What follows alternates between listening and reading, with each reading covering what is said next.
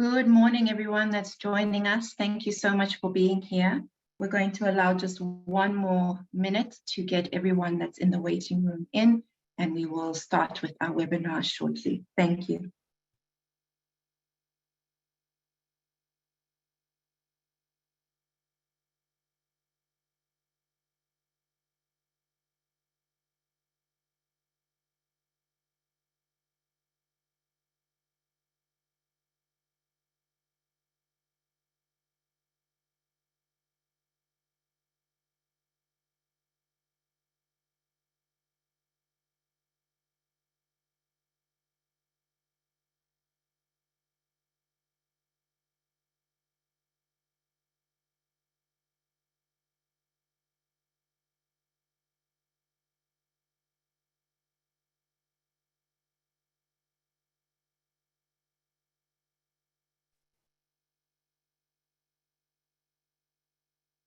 Good morning, everyone. Thank you so much for joining us today for this webinar on the 4-day week, South Africa. I'm Gugu McLaren Usho Kunze. I head up economic inclusion at the National Business Initiative, and it is an absolute pleasure to be facilitating this conversation today, which is clearly a very popular conversation looking at the number of participants on the webinar today, as well as how active the chat is already and how excited people are to discuss this issue. So we're very happy to have you joining us today.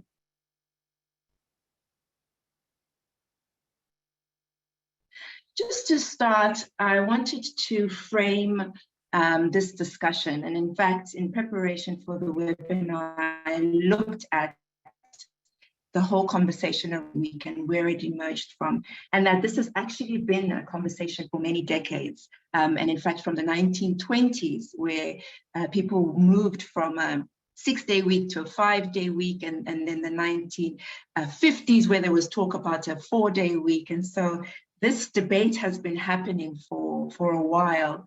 But I think everybody in the call is aware of this growing conversation and debate around it in our current context. And I think particularly the experience that the world has had over the last 2 years, going on 3 years with COVID and the pandemic, and really how that highlighted a lot of issues and challenges in the way of working, and really prompted the idea of, well, maybe there's different ways of doing things and looking at things. And so this conversation is quite timely, considering the context that we're in, and obviously the global movements that are happening in this space. And today we are really going to explore the global picture and get an understanding of what's happening globally, but also get a deep understanding of what it could look like in the South African context, which we all know is quite complex and challenging. And so the question will be, how could it work within our context? The speakers we have today will reflect that, giving the global perspective, as well as a panel that will go in from a South African perspective. And I think that it's going to be a very exciting and interesting conversation. Just in terms of how the session will run, we are taking questions via a link that will be popped into the chat. If it hasn't already been done so, my colleague Nabila will pop in the chat, and please send through your questions on the Slido or link.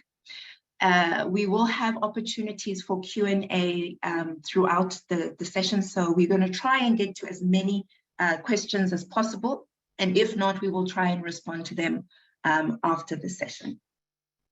But first, just maybe to share with you why, from an NBI perspective, well, firstly, who the NBI is, but also from our perspective, why this dialogue and this conversation is so critical.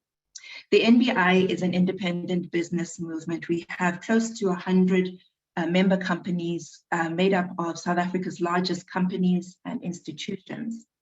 And our real core focus is driving collective action and collaboration to effect change.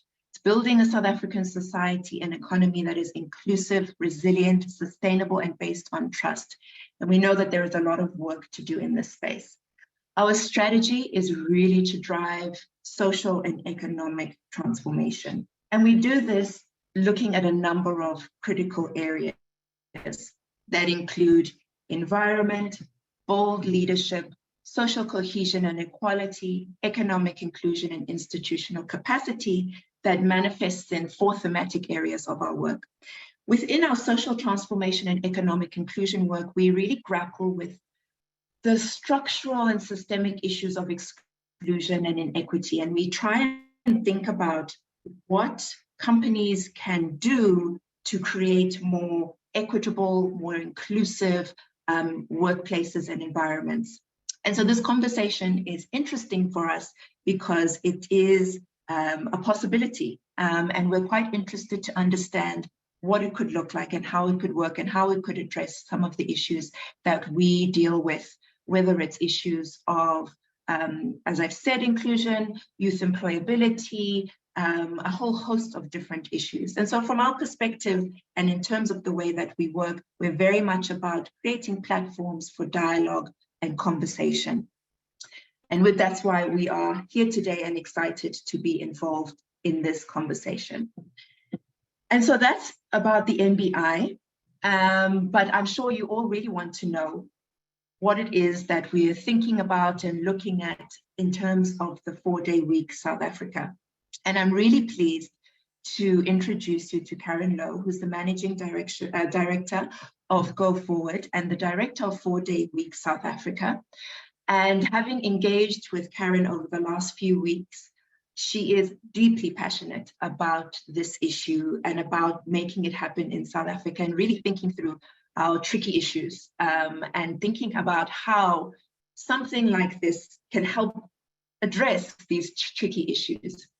And so Karen will take us through and give us some of that context before we then move on to have a conversation with a global perspective on the 4-day week. So Karen, thank you so much. I know that there will be lots of people who will be very happy to meet you, but over to you. Thank you. Thank you very much, Gugu. Well, if you're not going through hell, keep going. Very wise words from Winston Churchill, quite some time back in World War II. And there's nothing quite like igniting a South African conversation about productivity in the midst of a massive energy crisis. Currently, we're in stage 5 load shedding. My power's off, so let's hope, fingers and toes crossed, that the inverter stays on. But this against the backdrop of a soaring cost of living, an average salary drop of 6.7%, parastatal failure, rampant inequalities, the highest Gini coefficient in the world, political and economic inertia. But perhaps there is no better time to consider what a turning point could be and what might re-energize South Africa's productivity. One of the world's lowest mental health scores as a component of well-being, that is South Africa right now. According to Gallup's State of the Global Workplace 2022 report, that is a very sobering statement. One of the world's lowest mental health scores as a component of well-being. Simply put, the South African post-COVID workforce is pretty miserable. We know that workplace stress, it's hit an all-time high. According to Gallup, we have only 24% of South African workers that are actually engaged at work. We have 29% of South African workers who are thriving in their overall well-being. And if you ask them how they're feeling, it gets worse. 35% feel worried, 36% stressed, 21% sad, 16% angry, and only 13% are feeling respected. And I feel that these are the lucky ones, the employed South Africans. I wonder if we've asked our 7.7 million unemployed youth, those lovely 16 to 35-year-olds that we have in this country, the youth bulge as they are called. How are they feeling? We need to be asking that question. At this stage, I think for us as a group of communication experts, futurists, and business advisors, this initiative in South Africa extends way past me. I am not the face of it. I am not the owner of it. I am part of a big coalition of very, very clever people that are feeding me information that I'm learning from, that I'm growing from. But navigating uncertainty means we need to spot trends early, and we need to constantly, scan for the forces of change. We need to ask what they mean and where the opportunities might lie. And all of this to one end, to look towards a more positive future of work. So here is something that might land with all of you that are currently in the corporate workspace. Employees are driving a very, very hard bargain on flexibility right now. We've had a prolonged lockdown. We all know that. South Africa, perhaps more significantly so than the rest of the world. But with the hybrid workplace on the rise, post-COVID-19, this debate on remote work, fewer working hours, flexible workplace management has shifted from it being, an international trend to a domestic reality. And South Africans, across the board, they're demanding more from their jobs with alternate working arrangements. And I think flexibility is definitely now a new currency and very much a key component of talent acquisition strategies. So for me, there's a sense that South Africa will have to fall into place with what is going to be a standard work week globally in the future. So flexibility is the new currency. Ponder this for a second. Time is also currency, and time is not past. It is spent. So we tend to see time as a resource. I can do lots of inverted commas, borrowed time, time is money, wasted time, all signify that this idea of time is a finite reality. A more effective use of time reaps a higher reward, correct? Well, on the opposite of that, a minimally efficient use of time is therefore wasteful. So let's consider quality versus quantity time. In my opinion, it's not that one is better than the other, but knowing which one to pay attention to when is. And a change of mindset is needed to address what I think of as a low trust deficit between employers and employees in South Africa. So yeah, perhaps South Africa hasn't matured to the point, of adopting a productivity-based working model. Corporate South Africa, and if we're honest about it, still wants bums on seats. They want to see people in the office. I've seen it across my client base. That is evident of very, very low levels of trust, and we need to do something about that. And also, without generalizing, employees still view their work as time-based rather than productivity-based, and we need to have this conversation. So here's the thought. If flexibility is the new currency, how about this one? We borrow our people from their lives. We borrow our people from their lives. I do have to acknowledge Charlotte Lockhart for that amazing statement, but I think of all of the things that I've read and studied and learned about the 4-day week over the last few months, this statement resonated hugely with me. So how do we use this time to reframe our conception of work in a future far different from the one we've experienced in our lived history? And how do we borrow people better from their lives? The workforce is expanding to include on and off balance sheet talent. South Africa has some very, very unique challenges, but there are still some aspects that remain constant. Organizations filled to the brim with people still exist to unite around a common purpose, common values, strategic objectives, but to get things done. And people remain the most critical asset of any organization. And that is true globally and here in South Africa. And I really believe there is a tremendous, almost unrealized value from this new era yet to be claimed in how we communicate and collaborate in the future of the work environment. I don't want to choose between professional success or personal thriving, between productivity or leisure, between commercial gains or mental health, between being a mother and a career woman. In short, I really want to challenge the assumption that there is no possible way of enjoying the best of both worlds. There is. We can do well financially. We really can, even as the people who are part of the creation of the value chain enjoy a higher quality of life. There has to be a higher quality of life for all of us. And our young generation is our biggest asset. Let us ask them how they borrow their time better, or how we can borrow their time better and collectively raise productivity. I can't, as a middle-aged woman, dictate what the future of work looks like in South Africa. I need this young, up-and-coming young generation to do their bit, to contribute and co-create and collectively create this conversation and this future of work in South Africa.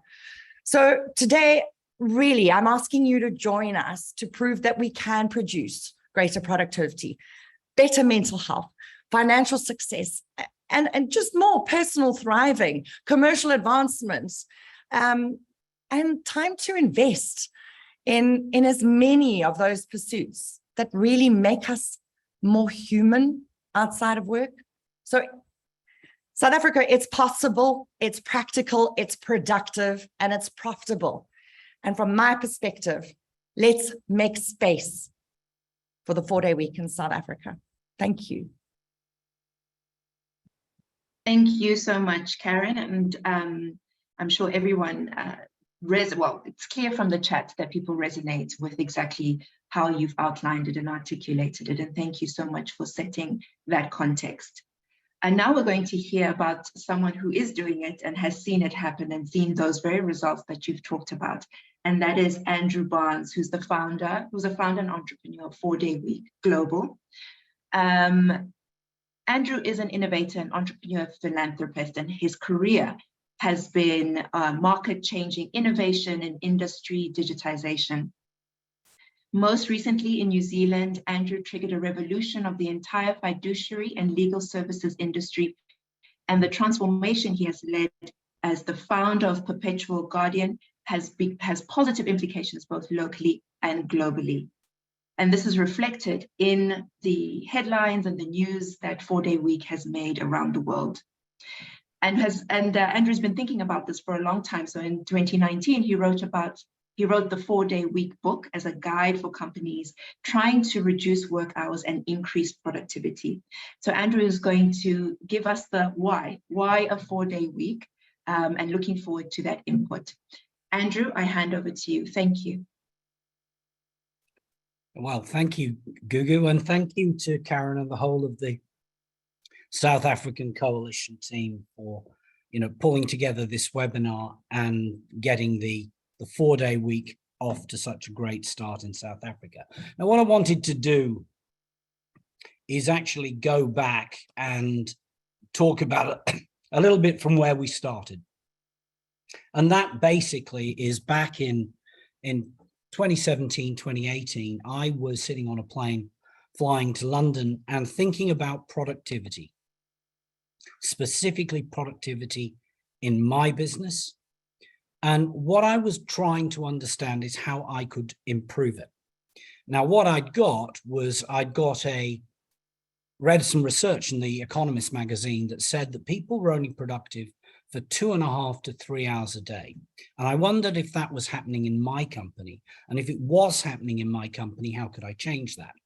So the thesis that I had was that what I wanted to do was to do a deal with my workforce to say, look, if you can do things differently, if you could rethink how you would work, if you could eliminate all of those things or a lot of the things that are stopping you being productive, if you do that and you can deliver me the same amount of productivity, but working less time, then I will gift you a day off a week.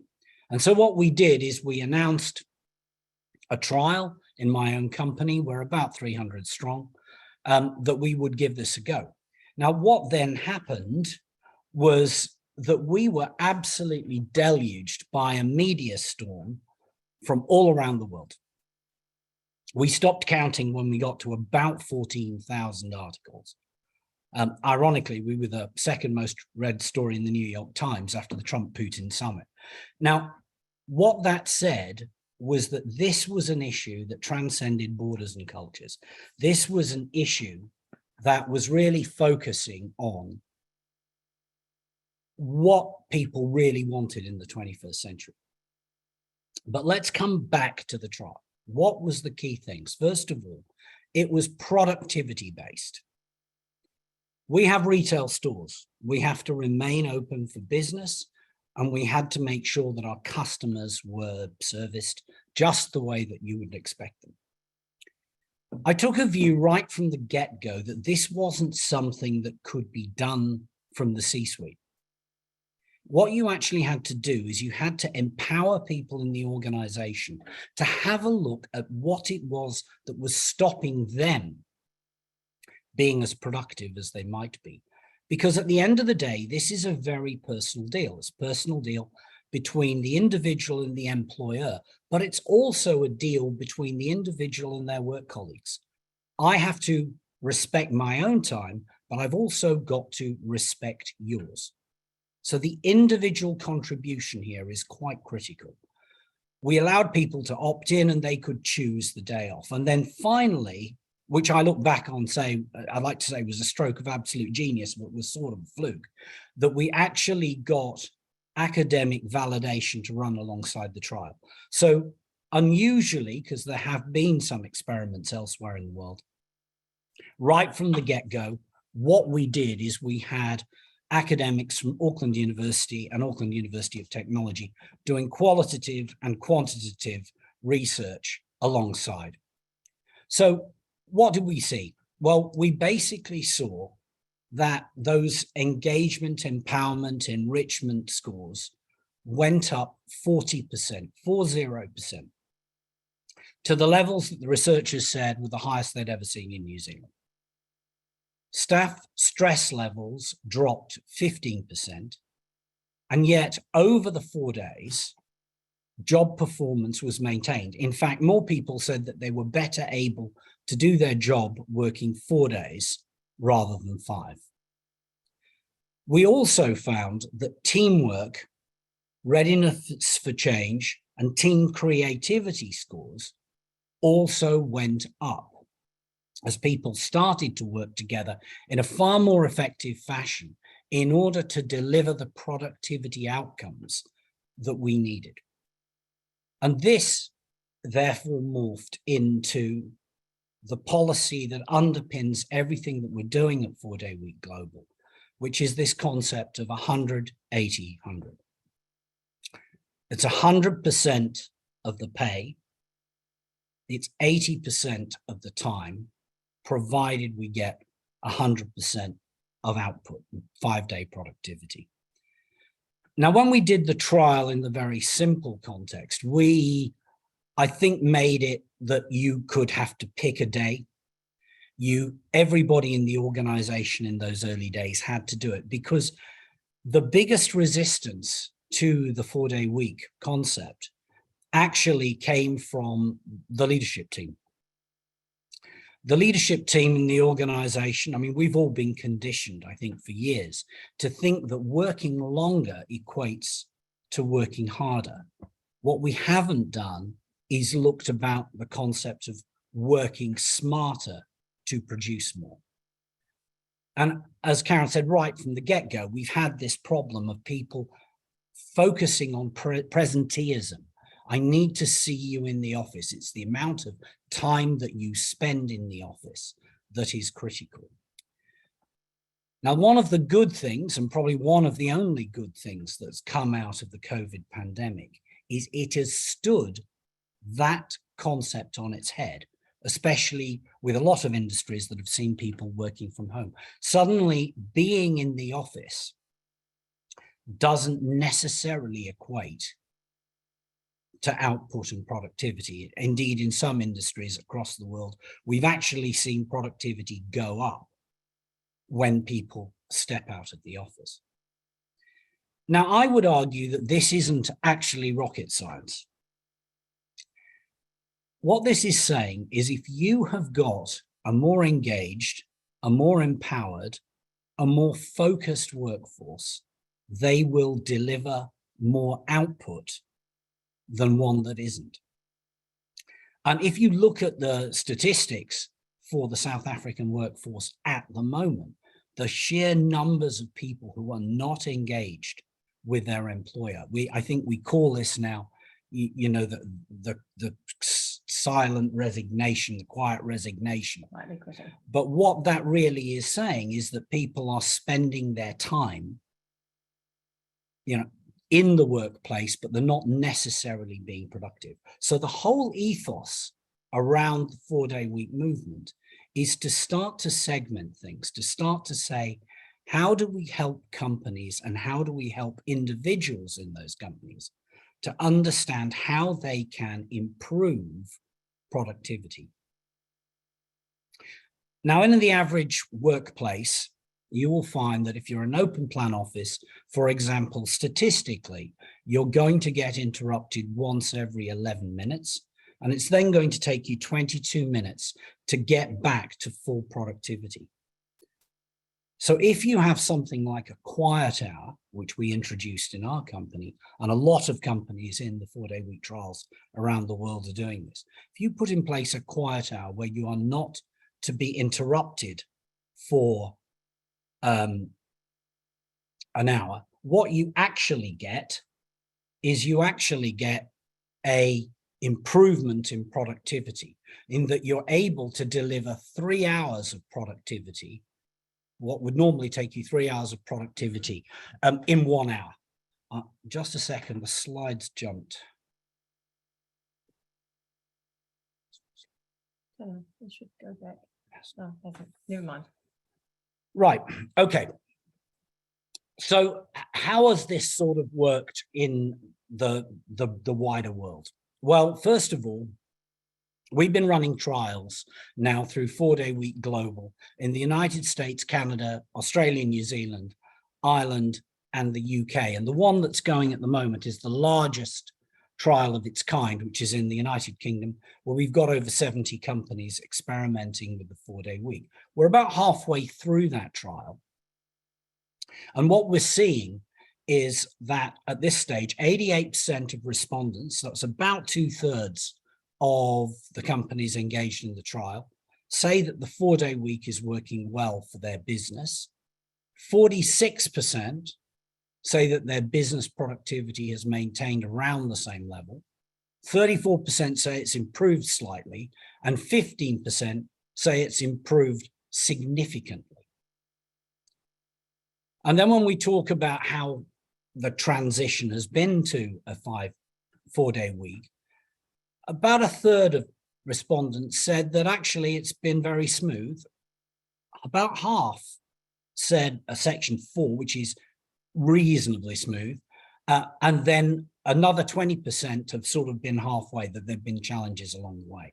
So what this is actually, it's one other thing that we talk about when we're discussing a 4-day week, that actually implementing it is not as hard as you might think. What you've got to do is give the challenge to your people, and actually as business leaders, quite often not overthink this.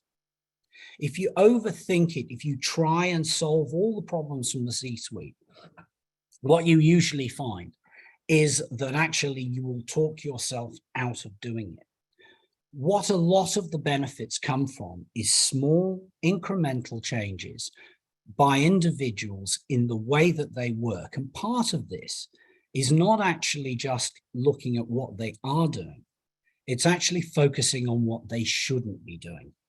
Because if you think that your staff are only productive as per global standards of about 3 hours a day, there's about 5 hours of presenteeism or busyness. And what you're trying to do with the 4-day week is eliminate some of that in exchange, get higher productivity, and then be able to give people that additional day off. I mean, the simple thesis that I had was that if you're only productive for 3 hours a day, truly productive, you only had to find 45 minutes of additional productivity in each of 4 days to make up for that lost day. Now, one of the big things that comes out of this is people always say to us, well, that's great, that's fantastic, but it wouldn't work in X. It will work in an office, it wouldn't work in manufacturing. In many ways, this is probably the biggest resistance going. So here goes. Panasonic do electronics on a 4-day week. Volkswagen manufacture cars on a 4-day week. One of the biggest exponents of the 4-day week in Spain runs restaurants. We've seen one of the companies on the UK trial is in education and healthcare. Indeed, 1,600 educational districts in the United States have moved to a 4-day week. So this is a solution that can move across sectors. All we're really saying to organizations is what you have to do is you have to rethink how you do things. That's the key issue here. And if you believe that there isn't a better way of doing things, then in essence, you're saying that you've reached the pinnacle of human achievement. And I, for one, just don't believe that.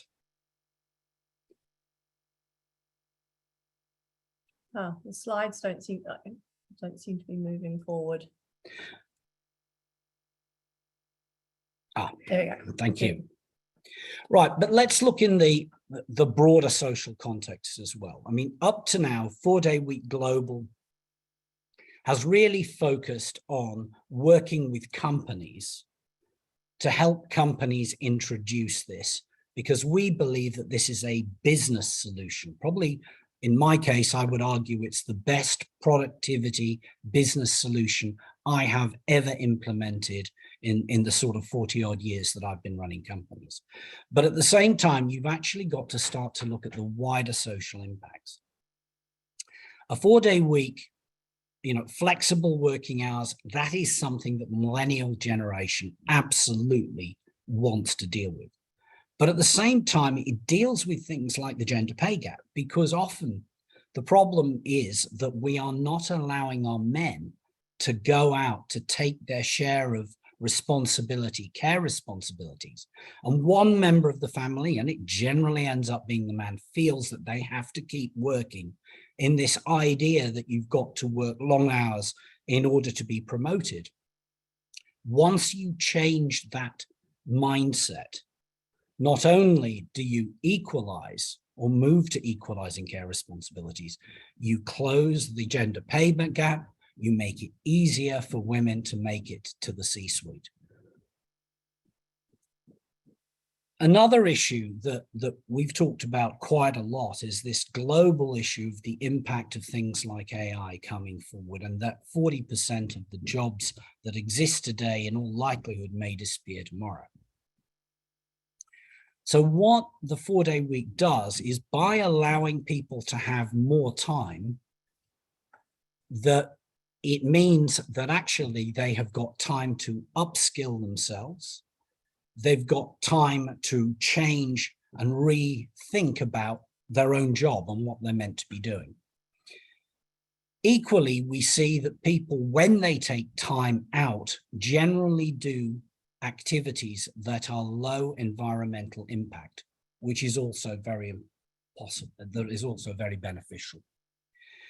If I look at the broader community aspects, there are benefits for transport and infrastructure, health benefits, and benefits around the aging population. Next slide, please.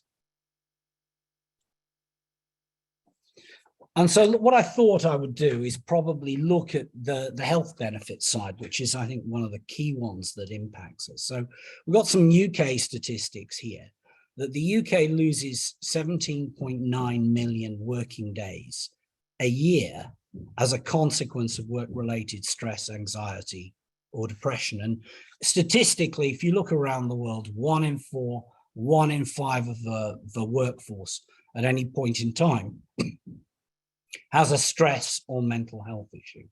What we found, interestingly, when we implemented this in Perpetual Guardian, is that we found our sick days halved. As I've said before, we had found stress levels have dropped. Now, if I look at results that have come out of our US trial, we found exactly the same statistics coming out of the US, that they have seen significant drops in the number of days that people are taking off as a consequence of sickness. Now, this is quietly important when you put the 4-day week into that macro shape. But let's just look beyond the bounds of the factory gate and let's look at the wider society. if you are able to address mental health issues, if you're able to improve mental health, not only do you get an employee who is more engaged with the organization and probably better able to be productive, but also an employee in their wider social context that is better able to deal with, their families, but also not going to hospital or going to the health service in order to be treated for things like anxiety and depression. So we see that there is likely to be a significant benefit to the exchequer, if you will, if in fact we're able to change the way we work. Now, evidence suggests also that people spend the time when they are taking that time off to exercise, spend time with their families, to educate themselves and volunteer. So again, this is highly beneficial to the broader society. And if you're exercising more, then again, you're going to have a healthier, fitter community. Next slide, please. Another one that slightly has been overtaken by the working from home movement, but I think it's still very relevant, is that if you can take 20% of cars off the road every day because you're reducing the people coming into the office by, in effect, 20%, then that will have a material impact on greenhouse emissions. UC Davis did some research on this some years ago and said that not going into work could be one of the most environmentally sustainable things that you can do as an individual employee. Henley Business School also did a bit of study on this in the 250 businesses that they were studying. They said that employees would drive, 558 million fewer miles per week as a consequence of a 4-day week. And that is reinforced, and this came out of Colorado State, where what they found is that when people stayed at home, what they did when they were at home was actually often things around the house and family, which actually were low carbon emissions. Now, you can look at this in a different way, again, in a South African context with load shedding. So if you think about what we're trying to do here, we're trying to say, how do you make each hour more productive?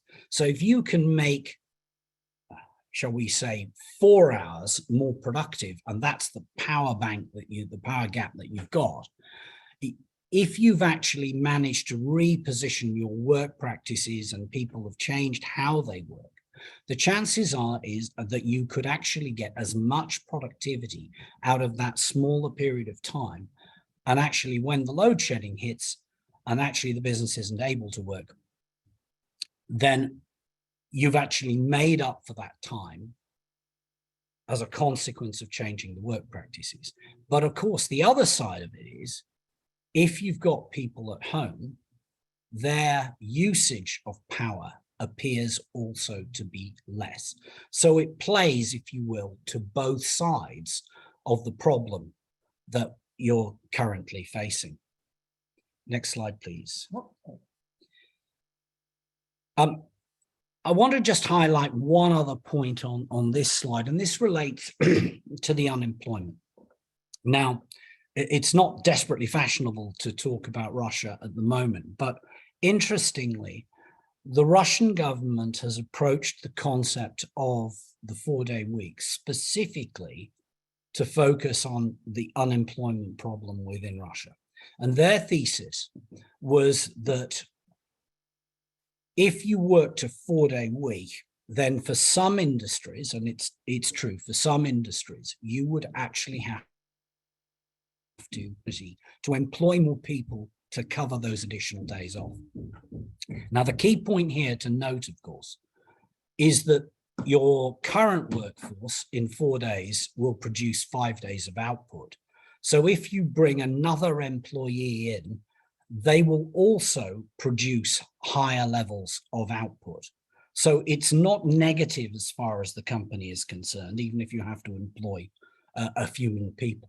So that was their argument. Their argument was that this might help unemployment, and certainly by creating an environment where there was more time, more availability for people to be able to be upskilled and retrained, that also was something that could benefit the wider society, because by building that infrastructure, you actually then meant it was available for people also outside of the workforce. But the key thing on this, of course, is that what it's got to do is it's got to deliver higher levels of productivity. And I think it's one of the challenges that South Africa has, that many employees still view their work as time-based rather than productivity-based. And that is the fundamental shift that we're going to have to do. Now, Karen also talked about the Gallup State of the Global Workplace report. And so, let's think about it again very quickly. What does the 4-day week do? It improves engagement. It improves well-being. It reduces stress and worry. And it actually builds stronger cohesion. Now, I'm not saying for a second that the 4-day week is a silver bullet that addresses every single issue. And what works in my business would have to be tweaked a little bit to be different in yours. But overall, it addresses those big issues that we are facing globally. Next slide, please. And I thought what I would finish off is actually talk a little bit about the Henley report. So Henley Business School actually did some studies on what were the benefits of the 4-day week. And more people said that they would, 40% of people said they would do fitness, 46% said they would study, 43% said they would do more arts, culture, 40% said they would do work skills, 25% said they would do more volunteering. So there's a positive message here as well. Not only does the 4-day week benefit your company, the 4-day week benefits society, and more to the point, it benefits our employees. It is, without exception, the best thing I've ever done in my business, because what it's done is it's made my workforce, healthier, happier, more engaged. And we are now twice as productive as our most comparable competitor. Thank you. Thank you so much, Andrew, for that. I think that you have painted a very clear picture, and judging by the comments coming through on the chat, I hope you'll have a chance to read through some of those to see the aspects that resonate, as well as some of the questions around the South African context. So thank you so much for painting that scene. And there are some specific questions for you that I will ask once we've heard from Charlotte. And so I'll move straight ahead to introduce Charlotte Lockhart, who's the founder and managing director of 4-day week Global. Charlotte is a business advocate, investor, and philanthropist with more than 25 years experience in multiple industries, locally and overseas, and is really pioneering the work of 4-day week Global. And that includes being on the board of Wellbeing Research Center at Oxford University, as well as the advisory boards of the US campaign and the Ireland campaign for the 4-day week. And I think in addition to that, Charlotte's own personal experience of being diagnosed with stage 4 breast cancer, Charlotte has a different focus and perspective on driving a more inclusive experience for everyone. Thank you so much, Charlotte, and thank you so much for introducing for the attendees today, introducing the Pioneer Pilot, the process, and the value delivery. Over to you. Oh, thank you. Thank you so much. Thank you, Andrew, for all of your great comments around the context of this. Now, so I just want to remind you all, there is a Slido, so please don't ask your questions in the chat or in the Q&A. The link, I've just popped it again up onto the Slido link back in the chat. We've pre-populated it with some questions, so feel free to vote on those, but also add in your questions as well. The we want to be answering is the questions that have the most votes. So go in there and participate in that as we go through what we're doing here. So it's exciting to be talking about the pilot program. So we've been running these pilot programs since the beginning of the year. We ran through we've run through Ireland, North America, US, Canada, the UK, Australia, and New Zealand, and we are launching our European pilot. And we are so delighted to be offering this program in South Africa. And can I say, you are, all of you here listening, the team in South Africa are the most organized team in any of our campaigns around the globe. They have nailed this, and you are very lucky.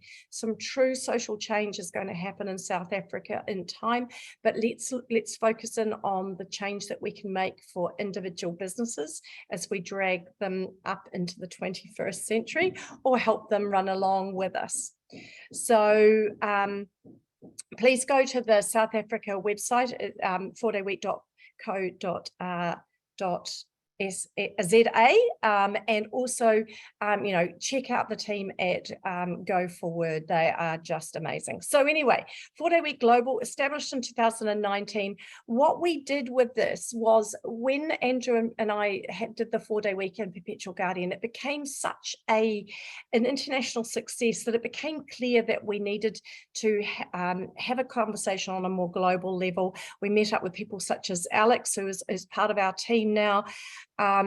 And we had a moment in time, and you are all in that same moment in time for yourselves. Andrew and I were in a moment in time when we could have just quietened things down, just talked a little bit about Perpetual Guardian and what it meant for us, or we could truly make a difference on a global stage, and we obviously chose the latter. So that's what we do. And now, so let's have a bit of a look at what the program's going to look like for you. So we have, Andrew has alluded to our 180-100 principle. So that is the principle that sits behind it all, because you might not be able to do a 4-day week, but you might be able to reduce work time by 80%. And so you have to find your way within your businesses, within your communities, to find the way to reduce time. Because if we accept that the amount that we are working doesn't work for our society. My quote that Karen gave earlier on, as business leaders, we need to remember that we borrow our people from our lives, is really about us understanding that people have a whole life that isn't just around their work. And they, we have to help them identify with that as being different. So next, here we go. Right. So the purpose of developing our pilot programs was really to give you, as business leaders, a community to be part of, to help you share and collaborate and de-risk by doing it together.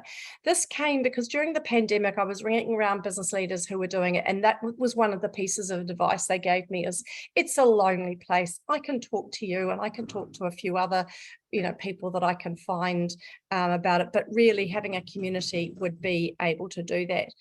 And then being able to have the academic results from it. So we have a rigorous academic framework that is developed out of University College of Boston College in the US.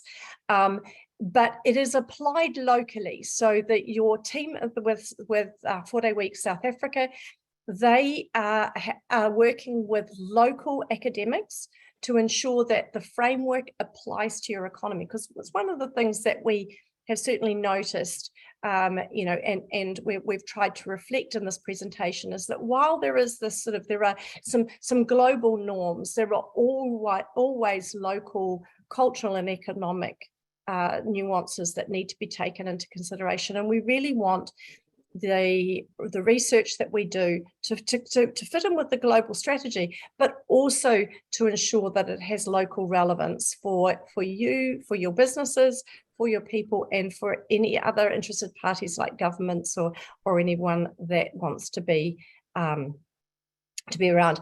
And realistically, this is the reason for doing this is it's just responding to a huge increase. I was on Good Morning Great Britain news this morning, and I had an economist say to me, "Oh, why are you picking on the UK?" And I'm like, "Well, we're not actually. We've got these pilots going around everywhere, but the interest is driven by the local market, and we've got huge interest for South Africa. I believe that the team here have had over 600 people apply to be part of this presentation, and already have companies that are interested in it. So next slide, please. So I've talked a little bit about the ones we've already done. So we're Ireland, US, Canada, UK, Australia, Pacific, North America, Europe, and South Africa. And we've also got collaborations with the Valencian and Portuguese governments, and we're launching initiatives which, with any luck, will be just as fantastic as the South African one in Germany, Brazil, and Australia before the end of the year. So next slide. So you get that the trial, should you choose, is going to start early next year. And you get broadly 4 things. You get training, mentoring, networking, and the research. It's a 6-month trial, at which ideally gives you a time to work out how to reduce work time in your environment. But we're not fixed on the 6 months. If you feel like you want more time, that's fine. And I have to say, I've had plenty of companies say to me after 3 months, this has been such a huge success. I know we're not going back. We're doing the rest of the trial for form, but we already know the success of what we've done, and we're really happy with what we've found. So I hope that any of you that come on board will find that. So here's the timeline of how it works. So we spend a bit of time, and this is what we're in at the moment, where we're in the recruitment and informations event stage. And then we give you a couple of months to get yourselves pilot ready. And that is where you engage with the research. It's where we help you understand where you sit with your company culture, because don't get me wrong, if you've got bad company culture, the 4-day week or reducing work time isn't a solution to poor work culture. This model does require trust between employees and leaders. That is bipartisan. It goes across both sides. And so what we will do, if you feel that you're not quite ready at that stage, is we will work with you to see if we can get you there before the trial starts, or we will work with you to help you get there, and then you can join the next trial. So don't worry, just if you miss this, you're not ready for the trial this time round, but there's always trials running, and you'll always be able to join one. So don't worry about that. All right, next slide. These are the research questions. If you're interested in what the research questions are and what people will, what your people will be asked to do, there is a little bit of work for you to join in with the research, but it's not huge. So don't get too worried about it. Just engage with it, maybe assign it to one person within your organization. But again, we will help you with that as well. So we're looking at productivity, workplace wellbeing, employee wellbeing, gender, and carbon footprint. Now, these are the research questions based upon our existing framework, but our team will work with local researchers to see if there are any other things that you feel need to be asked and answered for the South African experience. So we're always interested in more. So this is how the data collection works. All these slides will be made available to you later, and so I don't want to dwell on these too much. But you can see from there that these are give you a bit of an idea of the amount of work, shall we say, that will be involved for you to be part of the research. The great thing about the research, of course, is that it will allow you to benchmark yourself against other South African companies, other global companies, and also just benchmark things for yourself. This is really handy for you internally, but it's going to be quite important if you've got leadership teams and boards that you need to convince. So if anyone else can add into the research, as I say, we're happy to look at that. So that's broadly everything that I have to say on it. It's not a complicated program to be part of. There is a small cost because obviously there is a requirement for us to pay our people. Andrew and I, we are a not-for-profit. Andrew and I don't take anything out of the business other than the pleasure of doing it. But we do have 10 staff around the world that do like to get paid so they can feed their families too. So we try and keep the costs down as much as possible, and the local South African team will talk to you about what all of that looks like if you need to see them. So we've got time for some Q&A. So I'm going to run the Slido from here.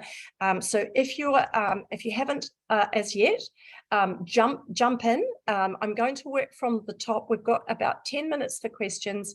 And so I'm going to get through as many as possible. I'll ask Alex to come off mute here and perhaps get him to lead taking most of the questions. I'll ask the question. And normally what I would do is ask someone who's answered the question, but you mostly seem to be voting on the questions we've already put in. So I'll ask those. And then, but don't stop putting questions in there, because after the session, we will answer all of the questions in a written document and get that sent out to you. So the first question is, how does it impact leave? So Alex, would you like to answer, how does it impact leave? Sure. So this is, this is always a popular question. And there are plenty of companies that will slightly reduce the number of vacation days that they offer to employees, because after all, they're people are getting another 50 days every year, another 10 weeks. So there often is a little bit of adjustment of that sort, and I think that so long as everybody sees it as fair, so long as it's something that is done across the board, then employees can do the math and see the benefit for themselves. Great. Back to you. Next question, which Alex, I'm not sure you can answer, but I believe we have someone on the call who is a legal expert for South Africa. The question is, how does this fit in with South Africa labour law and employment regulations? I absolutely want to hear the person who's expert talk about this, because that's definitely not me. Yep, Karen, who was the person we had? Abigail, are you still available? Hi, Charlotte. Good morning, all. Thank you very much. Lovely to join you all. I've been avidly following all your questions in the chat, and what a wonderful presentation.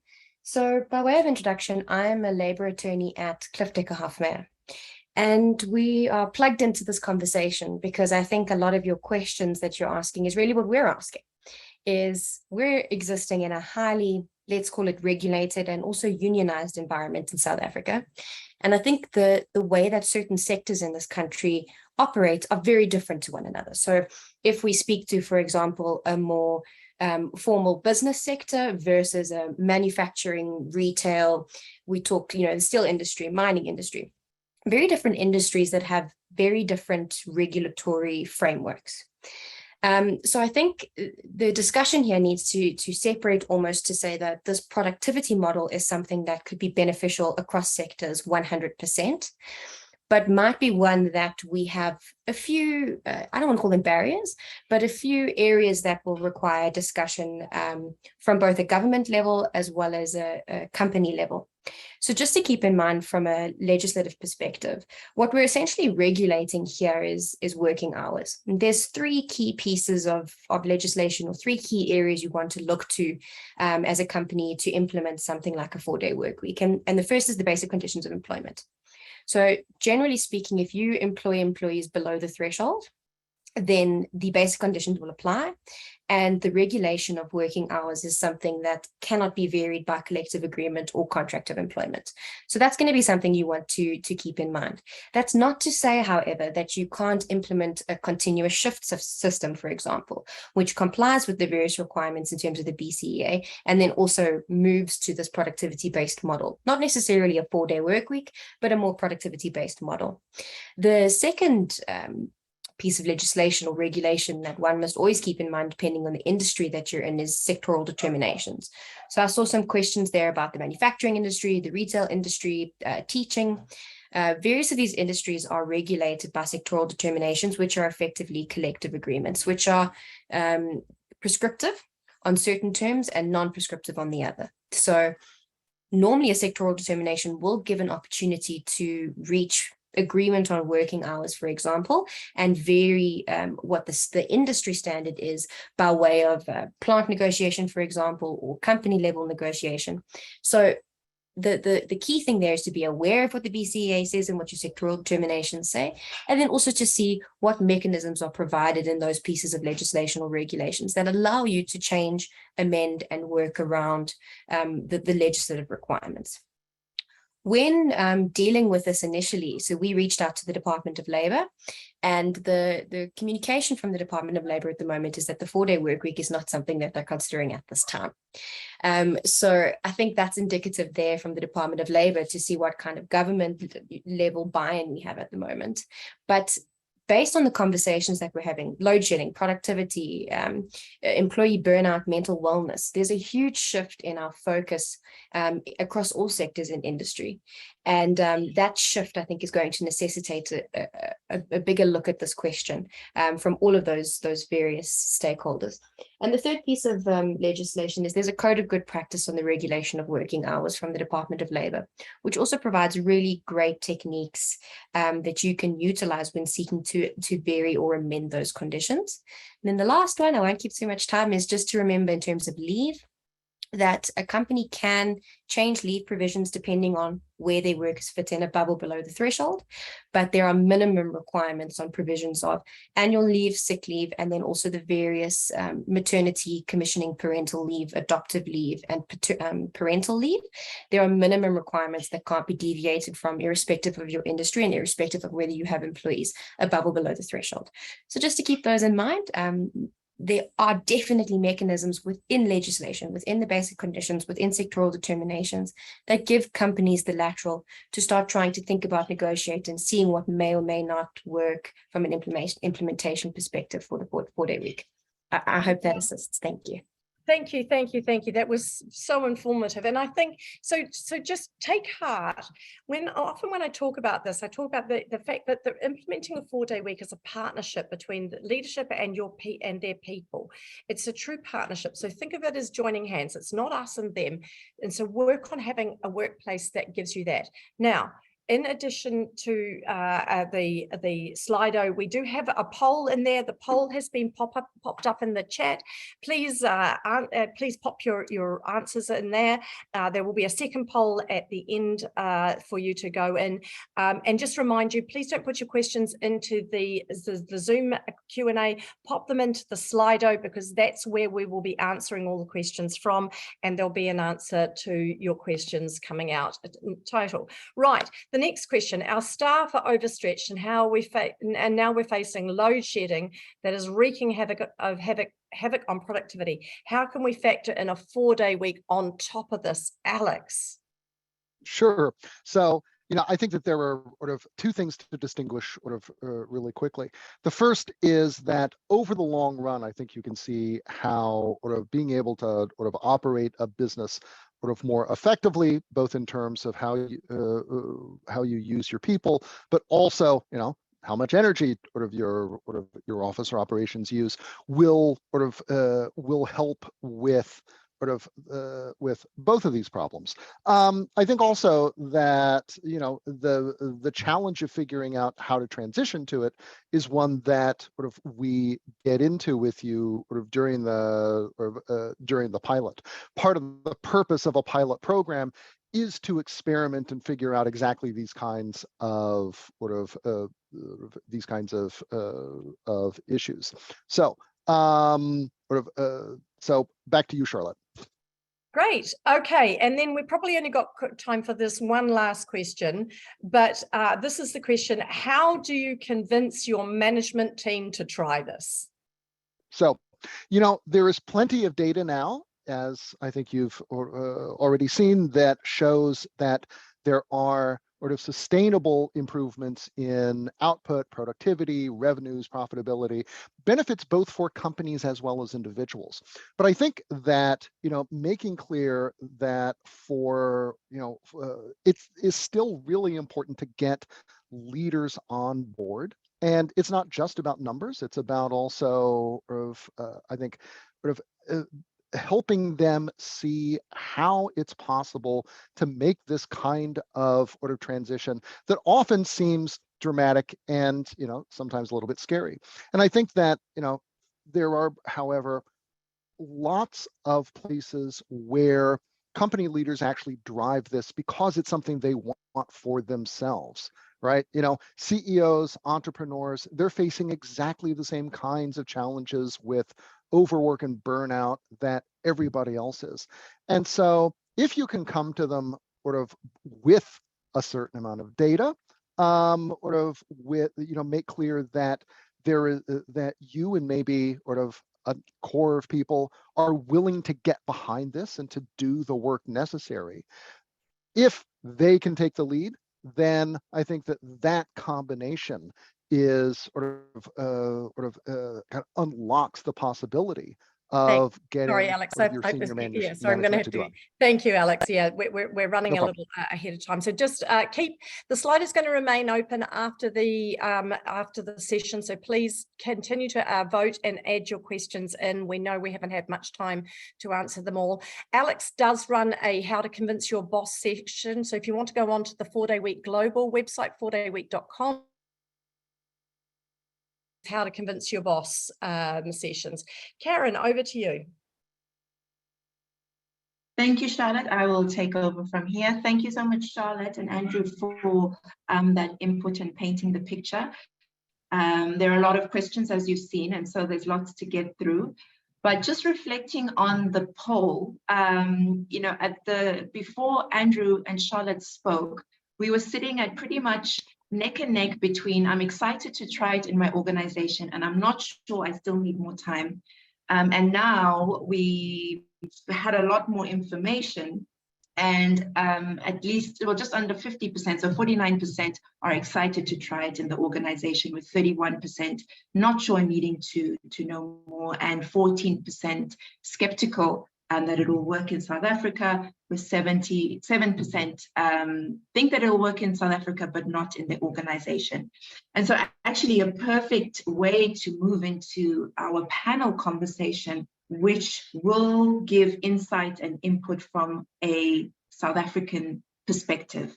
And so I'm excited to hand over to Philippa Geard, founder and CEO of Recruit My Mom and Recruiter Graduate, for her perspective on 4 Day Week in the South African context. Philippa, thank you so much for joining us and for your input. Over to you.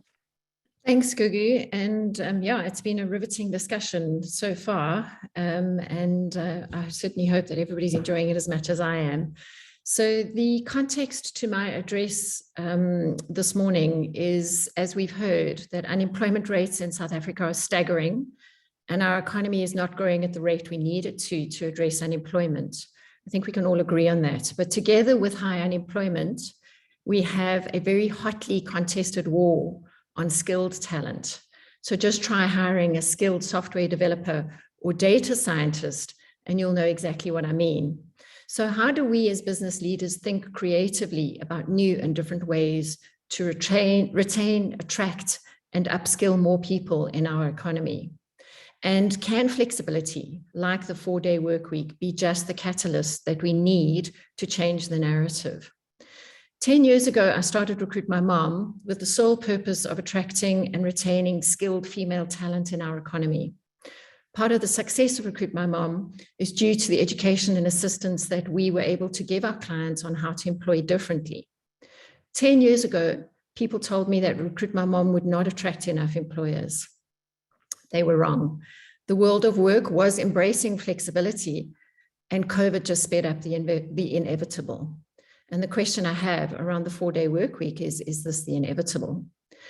By embracing that one can pay for productivity and not mere presence, employers hire our skilled, talented, and very loyal mothers by offering various amounts of flexibility. So this flexibility can be time or place flexibility. And time flexibility can be anything from micro flexibility to the other end where you've got unstipulated hours and you're just paid for output only. But on the other hand, with workplace flexibility, you've got hybrid and remote working. And then of course, you've got every other combination of that time and place flexibility that employers can use when thinking differently about employment. By offering flexibility, it is not at the expense of productivity. And we've heard that from Andrew's presentation that he's given us. Flexibility in its myriad of forms helps with productivity because you get a more engaged and loyal employee focused on delivering results. With 40% of mothers being single in South Africa and 60% of children growing up without a father in the home, the economic burden on mothers to provide for their children can't be ignored. But we need to find innovative ways to retain and assist women in staying active in the economy, because that's a sure way to alleviate poverty and to stop the gender leak in companies across the child-rearing years of a woman's life. The lack of workplace flexibility and the resulting gender leak is one reason we still do not have enough senior female executives in South Africa. So what is it that excites me about the 4-day work week? Flexibility, both time and place, is increasingly valued by skilled workers who are in global demand, by younger generations, by people with hobbies, anyone who has a caring responsibility, and definitely mothers who are juggling home and work demands. So if the 4-day work week pilot research can show that employees are more productive or equally productive, I think the statistic I saw was about 50% the productivity went up.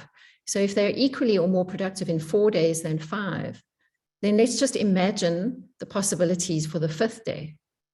For a working mom, it could mean lowering her childcare and transport costs, upskilling herself or others, looking after her well-being, catching up with home responsibilities, visiting an elderly parent, or just simply having a day to catch her breath without fear of loss of income. And then for the employer, offering a 4-day work week at full pay could attract and retain the best skills, which at the moment we know people are struggling with. If productivity is up in 4 days, is there then an opportunity to employ more people or deploy more resources to the company's growth? And does that not then make sense that the scenario that is being presented is then better for both the employer and the employees? And then I just need to put my hat on it as the founder of Recruiter Graduate, which leads me into my second passion, the unemployed youth of South Africa that Karen spoke of, sitting at a shocking 64% of youth for youth aged 15 to 24, a ticking time bomb, I've heard it called. Could an increase in productivity by a 4-day work week lead to companies hiring more young talent through employment and training opportunities? Is there a possibility that in exchange for the 4-day work week, experienced employees may give back via a youth on the job training and mentorship on the 5th day, knowing that this is what our country so desperately needs? Andrew referred to the fact that people were offering to volunteer. And yes, the 4-day work week research is largely out of first world markets, yet there are some emerging markets, and South Africa will be one of them. The research shows that it works in many companies, but not all. But the research also shows that productivity, when measured accurately, mostly improved, and the well-being, retention, engagement, and loyalty of the employees also improved. So the 4-day work week may or may not work for your company. And there may be too many how-tos to even get you out of the starting blocks.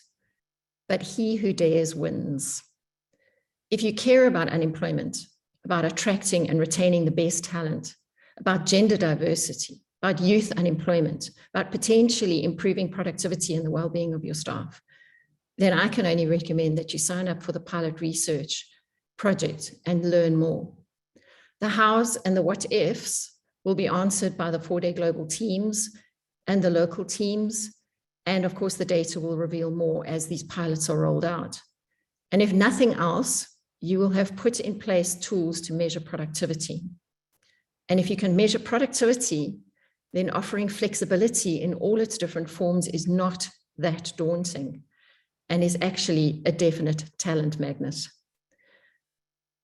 And so if you have any more questions, if you have more questions than answers, then you're in the right place here today, as we've started this conversation. And ultimately the idea is that we get the data to inform us better.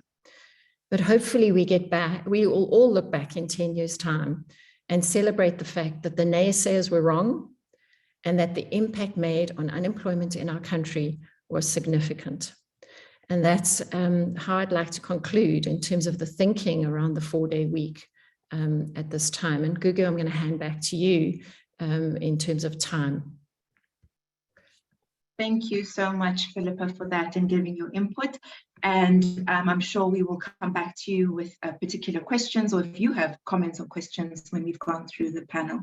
At this stage, I would like to invite Candice Watson, who's the director of Mangwaza Talent Advisory and Young CHRO Award winner 2021, and to speak from her perspective, being in the space, HR space, for a very long time. So Candice, your thoughts, please. Good morning, everybody, and I'm so excited to be a part of this webinar, not for the purpose of doing a webinar, but for the purpose of really challenging our thinking.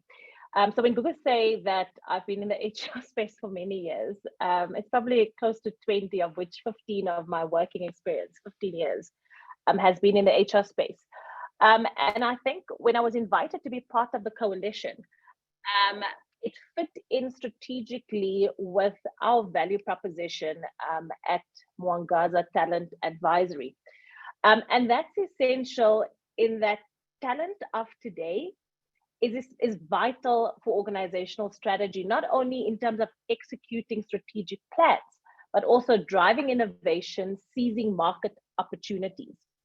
And when I reflect on my experience over these years, from a talent advisory perspective, it's been proven anecdotally, and I'm sure if we had to take it and we do some empirical research on it, but anecdotally, it's been proven that less than 5% of the people in your organizations today drives 95% of the company's value.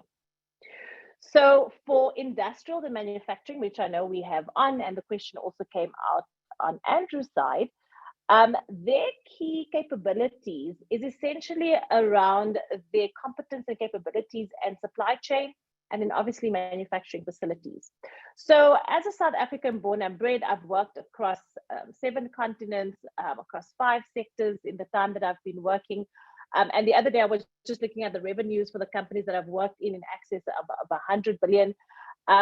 The question I often found myself facing as a CHRO or someone within the talent space, which is really my passion, is how do we unlock talent in the organization to drive this 95% value? Recently, Harvard Business Review published some research around that unlocking capability, which is essentially the integration of talent, strategy, and risk. So when you think about a 4-day work week, I think you would need to then say, okay, fine. From a talent perspective, how does it deliver on our strategic outcomes as an organization? And which risks should we consider when we consider this working model? And I think some of those risks have been highlighted in the chat as well. At Mwangaza Talent Advisory, we really look at organizations holistically from a business strategic direction perspective and what it is that needs to be delivered from a organizational competence point of view. And we follow a 4-pronged approach when it comes to talent. So essentially, how do you define the talent that you need to deliver on your business plan? Secondly, how do you discover that talent, whether it's internal discovery through talent reviews or external discovery in terms of talent of the future, different talents, different markets in which you want to operate. Once you have designed the talent that you need, which is linked to your business strategy outcomes and your talent outcomes, you've discovered the talent both internally and externally. You then need to integrate that into our third prong, which is developing those talents to meet your organizational capabilities and outcomes. And finally, we look at talent deployment mechanisms, of which one would be types of working arrangements, employment contracts, international assignments, and various models of work that will bring a talent strategy to life. Now, that is from one angle, the four-pronged approach that we follow in terms of organizations. But the bigger question is, the people that we borrow time from, as Karen said earlier on, what is their expectations from an organization in today's world? Today's world is suffering the consequences of a global pandemic. And the global pandemic has forced us to interrogate how we see the world of work and how we keep businesses progressing and grappling with the consequences of a global pandemic. So essentially, CEOs and CHROs in the current world of work really needs to create that clear line of sight from business strategy to talent outcomes. And I think it was said earlier by Andrew as well, that the people that owns the implementation of the 4-day work week is not the C-suite, but what mechanisms do we put in place in the organization as the C-suite to enable those decisions to happen within the business and to make it effective for the organization. So when I look at the current themes coming from talent within the current world of work, they want a place to belong. They want to express their purpose within an organization through various role assignments. They want organizations to leverage their skill and their expertise. And finally, and I think most importantly, post the pandemic, they want to be associated with purpose-driven organizations that is led by ethical leaders. And this is where the integration between the talent value proposition, organizational strategy and risk, and creating a sustainable, better world of work really intersects. So I fully support the concept of starting the conversation around the 4-day work week for one simple reason. It creates that framework by which we can implement some of these talent value propositions that organizations needs to craft, and it needs to be bespoke to their specific industry. I can't give you a white paper on here's a talent value proposition. It's really an integration between advice, counsel, what the business wants. And when we look at the business, it's all stakeholders involved, whether it's the board, whether it's unions, whether it's employer forums, whether it is coalitions. It's really a multi-stakeholder, multi-pronged approach. And I think with the 4-day work week, we are now pausing as an industry and we're saying it's time to interrogate the inevitable, because as we've seen the evolution in the world of work, employment contracts, industrialization, and now with technology, have we really fully grappled with the impact of this pandemic, and are we future fit and future ready as organizations? So my hope is that from today's launch, we would be in a position to start those conversations as we progress on this journey of creating a better world of work, in the context of what we think is really a big problem is actually a solution to driving productivity, and it's actually a solution to driving engagement within the workforce. So Gugu, in the interest of time, I'm going to leave it there, but I'm more than happy to take questions on Slido, or for anyone that's interested on the call to contact me directly if they need further information. Fantastic. Thank you so much, Candice. And I will hopefully be coming back with some questions for you. So thank you for that input and framing it very clearly in terms of where the thinking is in the South African context.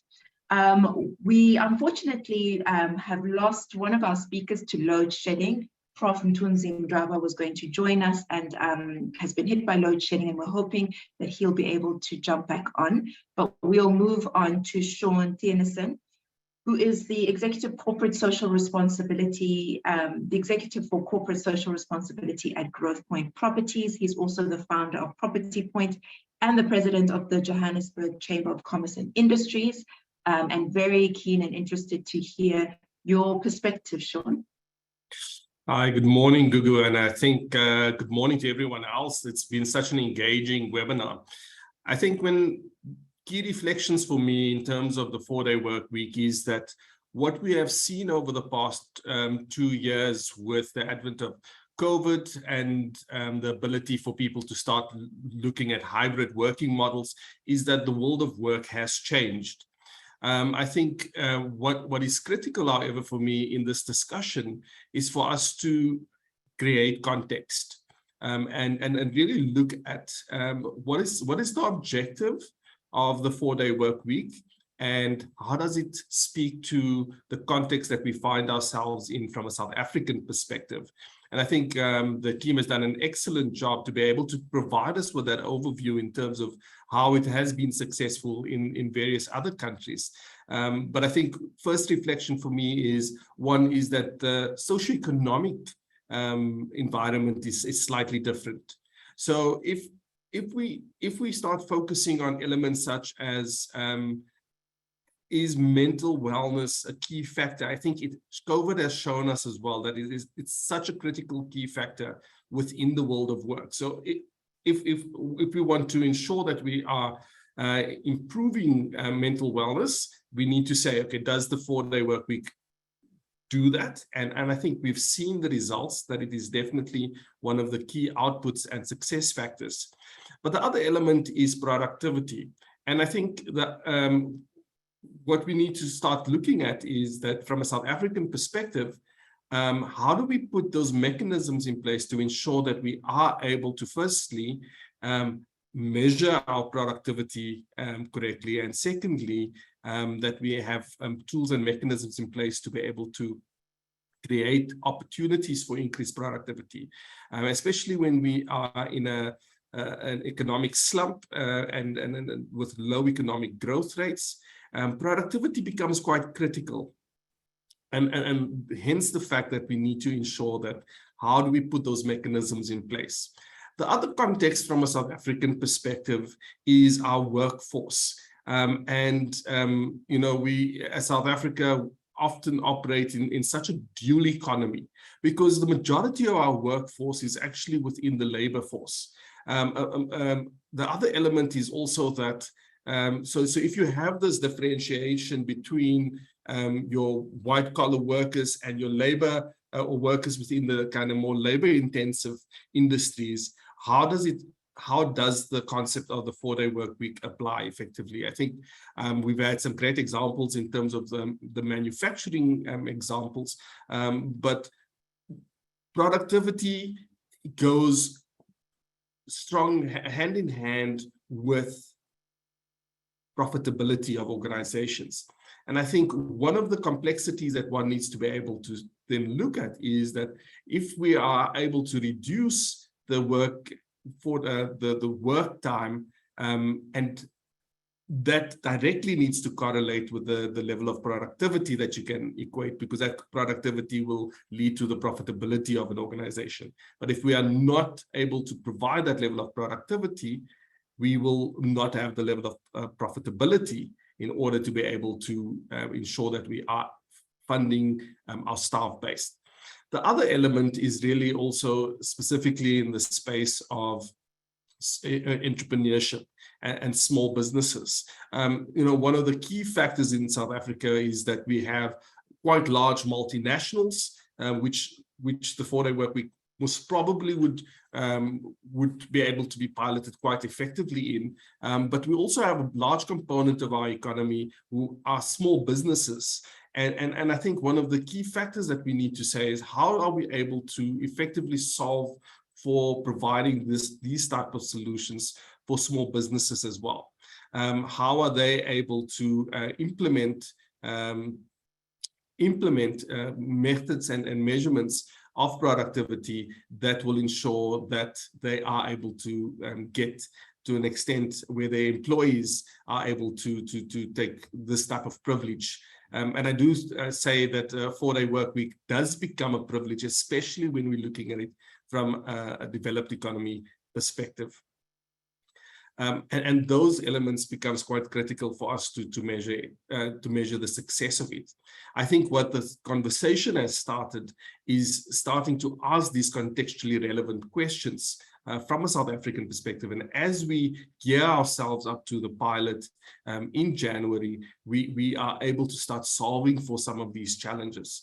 And know that it's not as straightforward. I think the other element, and I saw it popping up in the chat as well, is how does this level of engagement also work in terms of our unionized environments and the impact of the change of work within that context? And would, especially for instance, in smaller businesses or unionized businesses, would our companies be able to work on the equation of less time, but the same level of pay?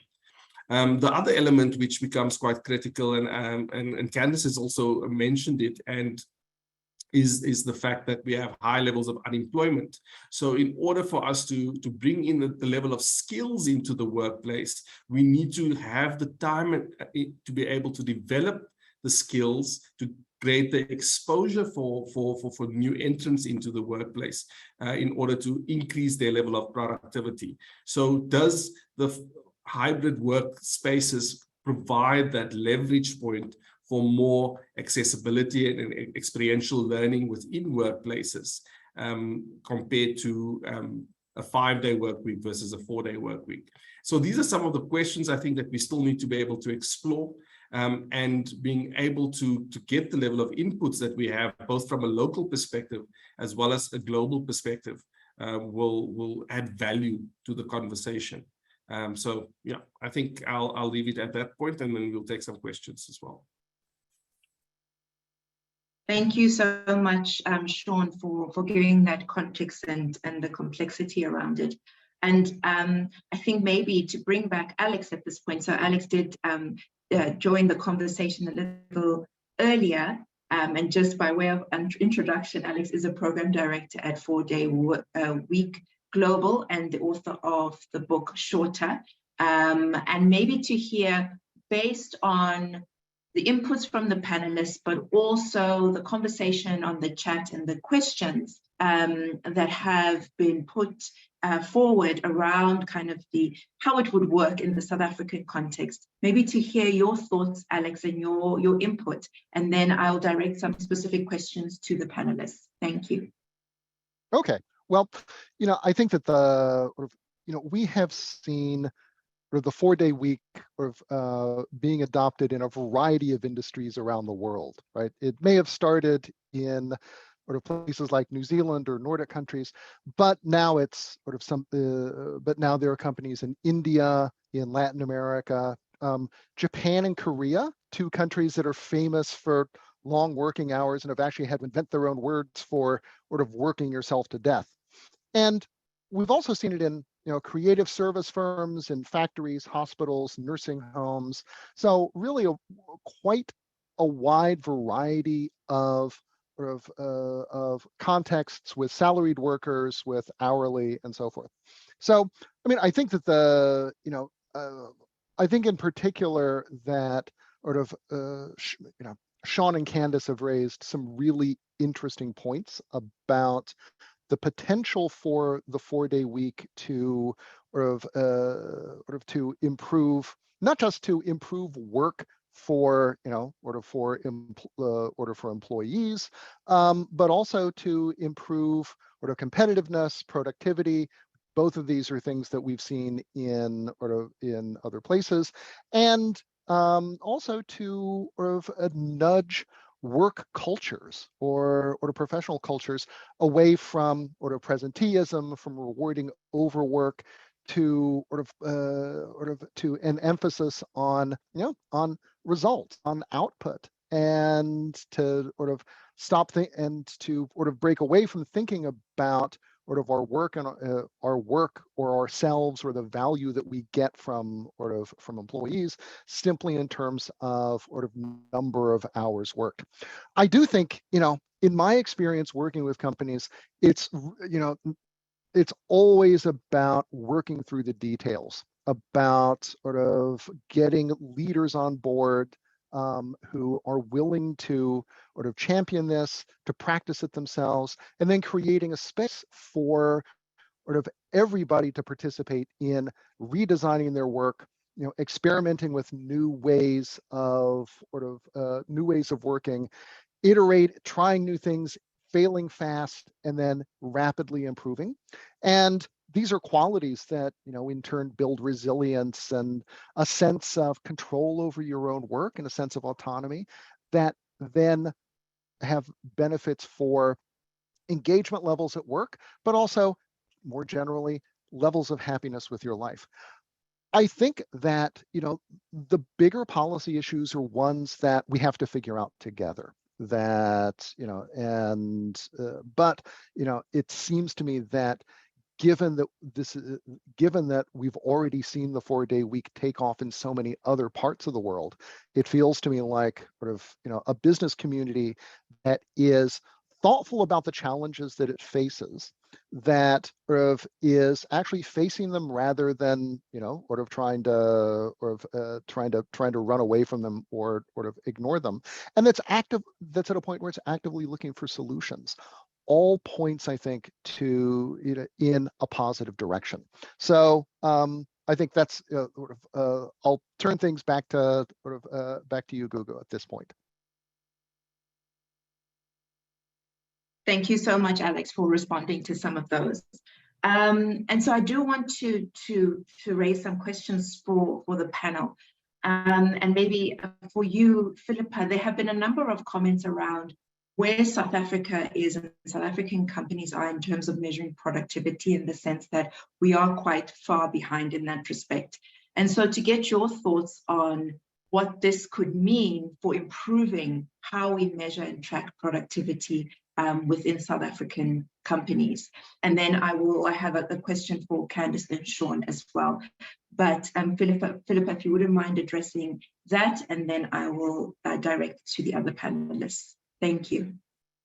Thanks, Gugu. So in my experience, what we see is that there is a default measure towards time measurement. So presence versus productivity in most companies. And that's because it's the easiest thing to do. If my person is sitting at the desk from 8 till 5, I know they're at work. And I think that what I like about what the 4-day week is encouraging people to think more about is, how are you measuring your productivity? How are you measuring the output of your people? Because if you're only measuring time at a desk or time in a space, you're actually not measuring their output.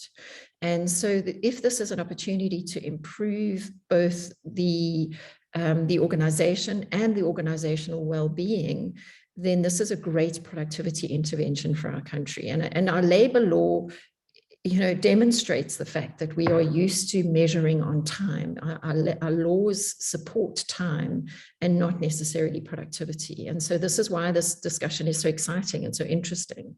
And it's very necessary at this time to say, how do organizations actually measure productivity? And employees may not enjoy it. They may not actually enjoy being measured in this way, but that's what I like about what Andrew said at the beginning, is this is ground up. You go to your employees and say, okay, how are you going to continue delivering the productivity you're giving me? But let's understand what that productivity is. So I think it's very positive. The discussion is incredibly positive for our economy and for our companies. Thank you so much, Philippa. And you talk about quite a fundamental mindset shift that has to happen to support this. And maybe for you, Candice, one of the questions talks about how resistant companies and employees are to change. And this would be quite a significant change. What are your thoughts on how you would bring, what that process would look like and how you would bring people along and how you would deal with that level of kind of resistance? And I'm not sure what is this and what does it mean, and that kind of approach to it. Great question. Thank you, Guru. And I think whenever you are faced with a significant change, you will have inherent resistance because people fear the unknown. They fear what they don't know. And I think what I've seen over the years with the number of change methodologies that I've worked with, if you're not clearly articulating the purpose of the change, socializing the change with key stakeholders, and especially those directly impacted to get their views on the purpose and implementation of the change, it's very difficult to create a compelling proposition as to why I should change. Inherently in human nature, the first thing that comes to our mind is what's in it for me. And I think the value of the 4-day work week and the research and the global movement it really is, has given us this morning a lot of what is in it for us, what is in it for me as an employee that might be impacted by this change. And what we also notice in human behavior, that you will have your typical bell curve. You will have the less than 20%, 10 to 50% that will be completely against the change. Then you will have your 5 to 10%, which again correlates to your talent in the organization, that will be absolutely pro-change, and there will be change ambassadors. But then as a management team, you have this middle bulge of between 70 and 80% that can be swayed either way. And I think whichever change methodology that is sound will speak to how do you engage that bulge? How do you use your change ambassadors that buys into the change? And how do you address or eliminate your people that is completely toxically against the change? So I think it's a very relevant question, because this morning a lot of the discussions has been around the benefits, the risks, the concerns, how it speaks to value propositions from a talent point of view, specifically on my talk. But nobody really asked the questions around how do we make this successful? And I think the success is not in the strategy, but it's around how do we bring people along, unlock their purpose, and how do we make them feel part of the change? So I think for me, that would be the way that you can address it from a change perspective.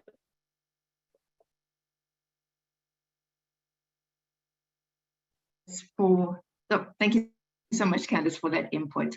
And then a question for you, Sean, and it's not an easy one. There's a question around our priorities as a country. And the question asks, we've got this huge unemployment issue, and should we not be focusing on that? And with the many hats that you wear and the thinking that you have, I'm going to flip it a bit and maybe ask you your thoughts on how could this kind of change address those kind of bigger issues. And if it can't, then that's fair. And I'm also going to open it up more broadly to Andrew and Charlotte and Alex, because I think it is a big issue within our country. But your thoughts on how could something like this address that kind of issue? Yeah. I think that definitely, as I mentioned at the beginning, I think that there's a change in the way the world of work is operating. And I think that if we start looking at creating, how does a 4-day work week create accessibility for others? So are there opportunities that one is able to introduce more employees within the workspace, but not necessarily at an additional cost, especially because your staff overhead cost is your highest cost, but it creates the exposure and the experience. So are there ways for us to innovate in terms of creating more exposure and opportunities? Are there ways for us to create opportunities, especially for youth, to come into workplaces and have that exposure? I think one of the critical elements in terms of space, for instance, is it's finite. I come from the property industry, so when you're in an office building, there's only a specific amount of work, so amount of space available. So if you are having your employee base shifted over 4 days, does that mean it creates flexibility for you to introduce more entrance into that workplace and focus on that. So I think that's definitely where those elements can be positive from a socioeconomic perspective, but I think it's the dynamics that we need to be able to look at in terms of will it cost the organization more money, or does it create a greater opportunity? I think one of the biggest challenges that we have in terms of some of the youth employability programs is really access to workplaces, and this linked to that objective could be a good combination to provide that level of access. Would be I think one of the critical elements for me. I think for me, the interesting thing is that largely from my perspective, the 4-day week is about deciding that we want a better society and a better culture, and how can we use the method of how we engage with work to start those improvements, and to look to improve some of the social ills that exist, not just in South Africa, but around the globe. The issues, it's been very interesting for us, and Alex, I'm sure you will agree as well, listening to the issues that South Africa has. Some of them are very reflective of what we see around the world, but others of them are very unique. And when we run the pilot program, what we allow you to do is work on how you are going to create solutions within your business that will be the workarounds necessary to make sure that your people are okay, that your business is okay, and that your customers are still quite good. And then the benefits that that people see outside of the workplace, one of the things that a lot of the businesses that do really well with it is they engage with their staff around what they are doing with the time off, not interfering with it necessarily, but actually engaging with them and encouraging them to do more than, I don't know, binge watching Netflix if you're not load shedding. So, yeah, just a sort of a couple quick points, and sort of building on what Sean was saying. I think that sort of one of the interesting things we have seen is that lots of companies that move to 4-day weeks actually do end up expanding and hiring more people, mainly because sort of they become not only more attractive places to work, but they actually become more attractive places sort of to hire. I think we've also seen in businesses or kinds of work where you absolutely need people sort of all the time. Nurses, for example, in a sort of nursing home, you have to hire more people in order to, or if you sort of reduce shift lengths, for example.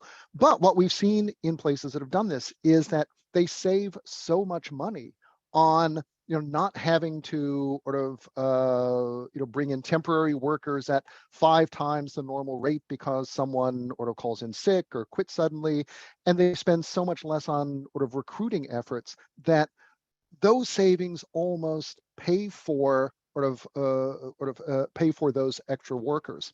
And then even in places like law firms where the billable hour rules, or places is that you get greater regularity because you have in billing and revenues, because you don't have big ups and downs in coming from people from higher turnover.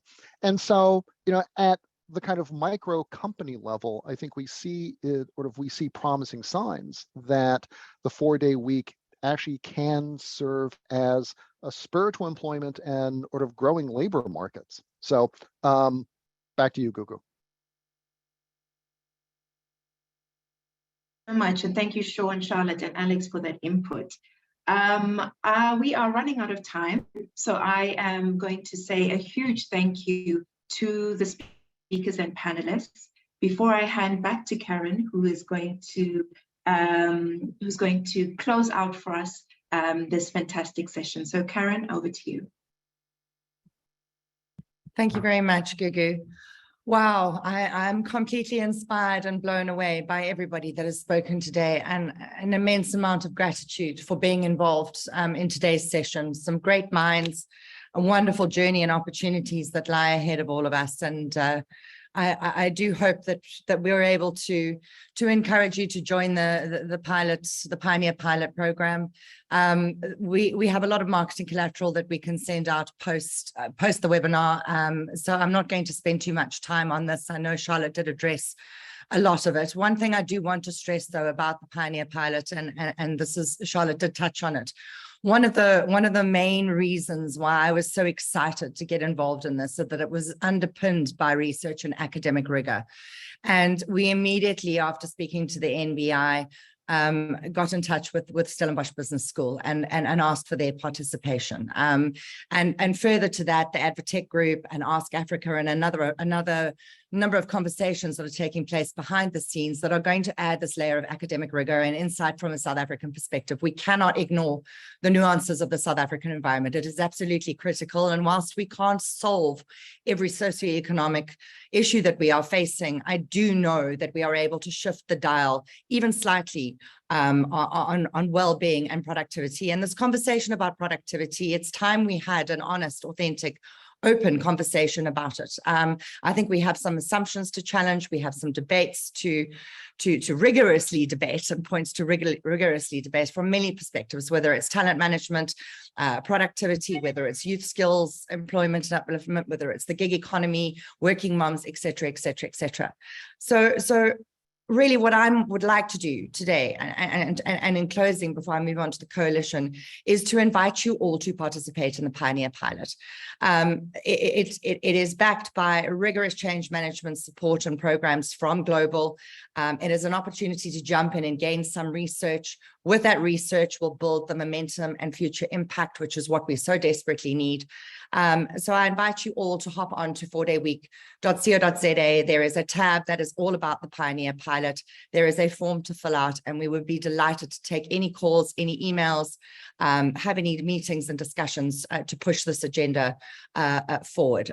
So we invite you all to participate. I have some very lofty goals and aspirations and dreams in mind. I'm not going to share them, but I'm going to do my level best to make them come true for South Africa. So I'd like to just move on to the coalition. And I think this is my opportunity to say thank you. In many ways, I felt a bit like I've been on Britain's Got Talent, waiting for Simon Cowell to go and buzz me out the conversation. But it's been the complete opposite. I have had yeses from every single individual that I have spoken to, individuals and organizations that have given their time, volunteered their skills, their expertise, their tools to facilitate what has essentially been a 3-week turn-on program. So the idea of a 4-day week coalition really is being an advocate for change, and whether they be pilot participants or part of an advisory board or the newly founded youth panel, which we'll tell you more about at a later stage. This coalition really is about getting the very best thinkers in South Africa together to co-create what the 4-day week SA will mean for South Africa in the future of work here. And I do and must just say a few thank yous before I hand over to the co-chair of the coalition. National Business Initiative, wow, thank you so much for all that you have done to sponsor this webinar and to bring it forward. There's been a lot of work behind the scenes. Stellenbosch Business School for their participation with bringing a layer of research. I'm so sorry we couldn't hear from Prof. Mtunzi from Productivity SA, but hopefully we'll get a recording and be able to send it on to you all afterwards. Philippa from Recruit My Mom and Recruit to Graduate, thank you. Candice, Mongwaza, Talent Advisory, Sean, Growth Point Properties. Go Forward logo is in there, but that should go into the background. Futures Positive, Caroline Holton, who's an amazing futurist and working tirelessly behind the scenes. Online Advertising for all of their support from a design perspective. Touchbase Pro for the powerhouse email software system behind it. Integrate for managing the NPC's accounting and all of the financial management that goes into running the NPC locally. OMG, who I'm going to introduce you to shortly, Bevan Printing for building our website, Market IQ for doing all of the tracking, and Social Happiness, who has turned on the most amazing social media campaign. And since I created the slide last night, there are more coalition partners that have joined. So this list is ongoing. It is something to be co-created together. And what I would really like to do now is to introduce you to a colleague and someone that I have worked with for many years, MQ Gumede, CEO of the OMG, co-chairperson of the 4-Day Week SA Coalition. MQ is a storyteller extraordinaire, and I can't spend too many minutes giving you his long and wonderful CV, but he is a speaker, an analyst, a facilitator, advisor, consultant, CEO, and non-executive director, and we are privileged to have him on board. And MQ, I wonder if you could please just say a few thoughts about the coalition and how you see it moving forward in South Africa.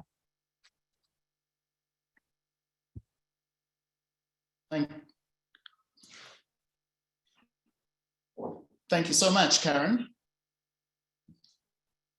It's a real pleasure to be able to chat to all of you and to be engaged in this discussion. I thought that what I would do in the limited time that remains is just to share a personal observation that brought me on this journey alongside Karen. And the idea there is that this idea of a 4-day week is something that is not pie in the sky or something that is a poverty or a lower priority. I sat in a snowy Germany once, and one of the things that struck me was just how well the economic powerhouse of Europe worked. And when I went to go and look at how long they worked, it was shocking to see how little that was. Now what we've done is we've gone back to look at the OECD measure of the average German work week, and it measures around 25 hours, much less than the 32 hours we're looking for in South Africa. I raise this point to underscore Andrew's point and to say that like VW, which he mentioned, which is a 4.3 trillion rand turnover company with 660,000 employees, we should not be afraid of the fact that this initiative can power us in terms of unemployment, solving it by the hundreds of thousands of jobs, and the money that everyone is looking for, the public purse, employees and shareholders in the range of 250 billion euros as we see in the VW Group. If this is something that's compelling to you, if this is something that you'd like to work towards, if you'd like to see how it is that we can bring our collective smarts together in South Africa to put together a coalition that can move us into a very similar space, I'd like to invite you to join our coalition. Let us chart the future. Let's think at a different level as to how it is that we got into this situation and make sure that we can chart solutions that are conceived at a different place in order for us to move South Africa forward to the South Africa we hope for.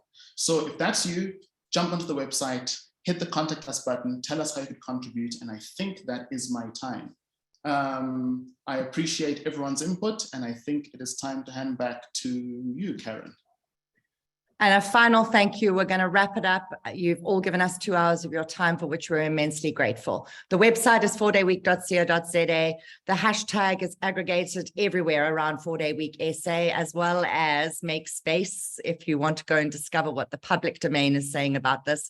We look forward to speaking to you all in the coming weeks. We will share the presentation deck as well as a recording of the webinar. I'm immensely grateful for all of you. Andrew, Charlotte, Alex from the global team. It's been a privilege working with you thus far. Gugu, for your amazing job emceeing this and for the NBI's support. Sean, wonderful to have met you and thank you for your time. Candice, yours too. Philippa, yours too. I hope I haven't forgotten anyone other than MQ, and of course we will make sure we reach out to Kofi Mtunzi in the coming weeks. It's been a privilege. Thank you all so much, and we do look forward to chatting further. Thank you. Well done. Amazing session. Thank you. Thank you.